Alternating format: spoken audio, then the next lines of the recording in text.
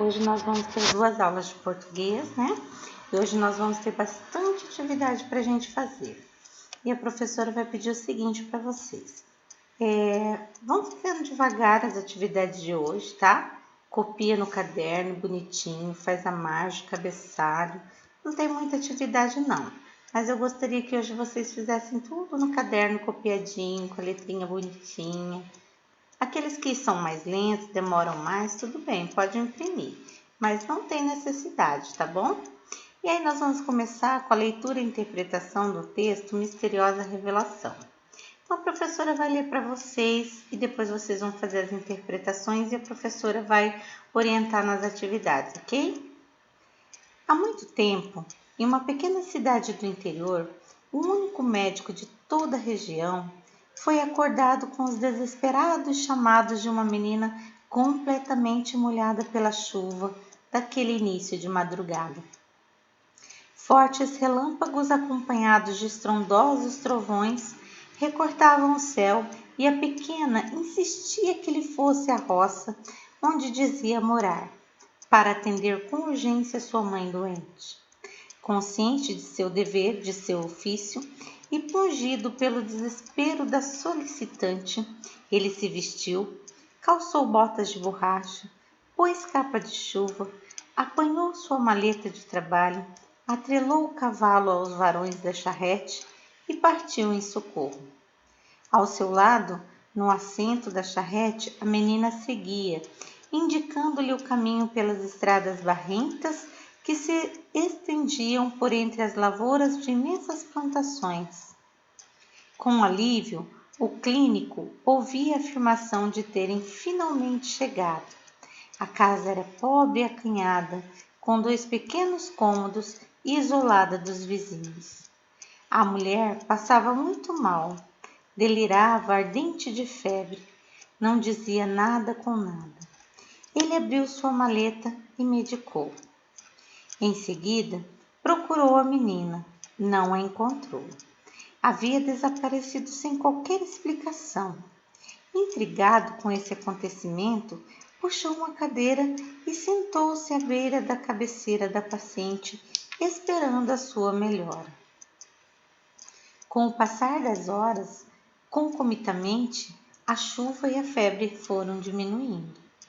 Os primeiros raios de sol trouxeram a manhã e o restabelecimento da mulher, a ponto de que ela reconhecer o médico e agradecer-lhe pelo socorro. Ele comentou que se a menina não tivesse ido chamá-lo pedindo assistência, ela poderia ter morrido. A mulher estranhou muito e afirmou não conhecer quem poderia ter lhe feito tamanho favor. O médico apontou a fotografia da garota no porta-retrato sobre a cômoda. Essa é minha filha, contestando, reagiu a mulher. Foi ela mesma, ainda vestia a mesma roupa que está no retrato, e afirmou o médico com absoluta certeza. É impossível, doutor. Ela morreu há 8 meses e foi enterrada com esse vestido. Diante desta misteriosa revelação, o médico, que nunca admitiu qualquer possibilidade de manifestação do além-túmulo, mentiu, disfarçando a sua surpresa. Desculpe-me, devo ter cochilado e sonhado aqui sentado à cabeceira da cama. Esse texto de Nelson Arissu, da editora Cortez, do livro, página 96. Olha só, uma história, né? É um conto de mistério, uma narrativa também. Então, vocês veem que tem a suspense, tem todo um enredo aí e o final surpreendente, né? A gente não esperava que isso fosse acontecer.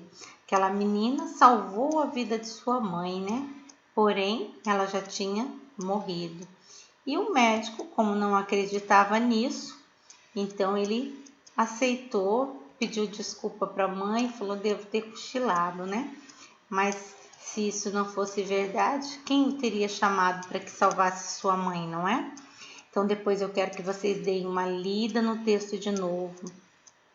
Tem umas palavras diferentes aí, deem uma buscada no significado das palavras, tá? porque às vezes a gente lê a palavra e não procura o significado dela. E tem umas palavras que são difíceis, não são do nosso dia a dia. E aí a gente vai enriquecendo concomitantemente. Uma palavra difícil, vamos procurar o que significa.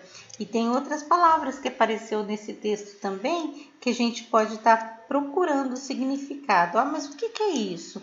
Eu tenho que ter a curiosidade de procurar, não é verdade? Depois que terminar de ler, vocês vão fazer a leitura de vocês, com a pontuação de vocês, a entonação, porque um texto a gente tem que ler 2, 3 vezes, né, para a gente ter a compreensão. Aí tem umas questões para vocês fazerem no caderno, tá? Eu quero que vocês copiem as perguntas, aí vocês respondam no caderno essas questões. Aqui ela continua, tá? No número 12 é que eu quero a atenção de vocês, porque no número 12 é para vocês dividirem essa história em 4 partes. É como se fosse um resumo da história. Primeira parte, introdução, como que essa história começou. Segunda parte, depois, o que aconteceu de importante numa segunda parte. A terceira parte já é mais o desenvolvimento, já ao conflito em andamento, né? E a quarta parte já seria a conclusão, como que essa história terminou. Então, vocês vão resumir essa história em 4 momentos, em 4 partes. Para isso, você vai ter que ler e sintetizar bem. Essa síntese, esse resumo, pode ser em frases, para ficar mais simples, mas tem que ter sentido, tá bom? Isso aqui eu quero ver quem é que vai conseguir fazer direitinho para mim. Então é a mesma coisa que você fosse contar essa história para alguém, mas resumidamente em 4 partes. Primeira parte aconteceu isso, no segundo momento foi isso que aconteceu, no terceiro e no quarto como que encerrou, tá bom? Depois vocês vão retirar do texto 5 substantivos. Eu não falei que substantivo que é, se é abstrato, se é concreto, se é primitivo, não importa. 5 substantivos. Depois 5 adjetivos e 5 verbos.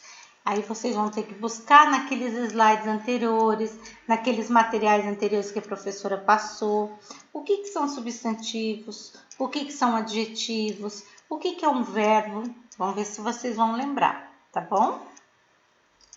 Depois tem atividades aqui de revisão sobre os verbos.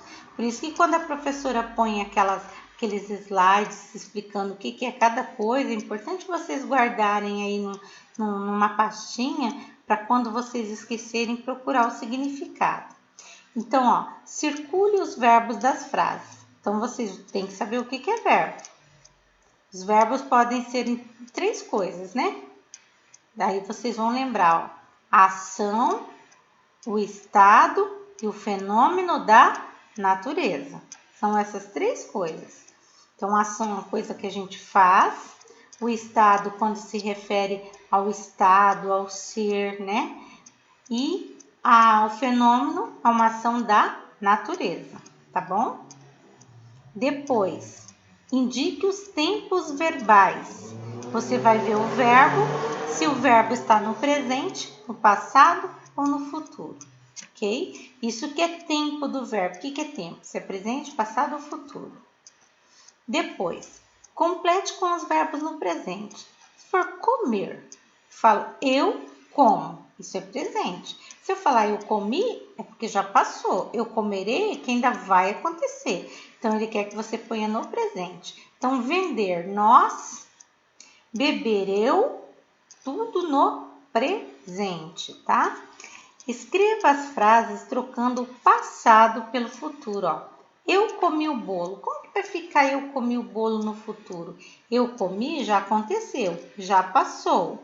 No futuro vai ficar eu comerei o bolo. Nós geralmente falamos assim, eu vou comer o bolo, né? Mas aqui não tem o verbo ir, né? Para ser vou, né? Então tem que ser só o comer, ó. Então como que vai ficar o comer no futuro? Eu comerei o bolo, tá bom? Todas essas frases aqui vocês vão passar para o futuro, quer dizer que ainda vai acontecer, ok? Bom, Depois, essa é a última atividade de hoje. Aí a professora vai ficar aqui para a gente corrigir. Qualquer dúvida, vão perguntando. Então, não é muita atividade, mas como vocês vão copiar no caderno, tem que ser tudo copiado direitinho. O texto não precisa copiar, vocês podem imprimir, tá? Mas as questões, as perguntinhas do texto, eu quero a pergunta e a resposta. Depois, com calma, você pode copiar o texto, sobrar tempo, senão não precisa. Tudo bem? Então, boa aula para vocês, façam com calma e a professora vai ficar aqui aguardando. Beijinho!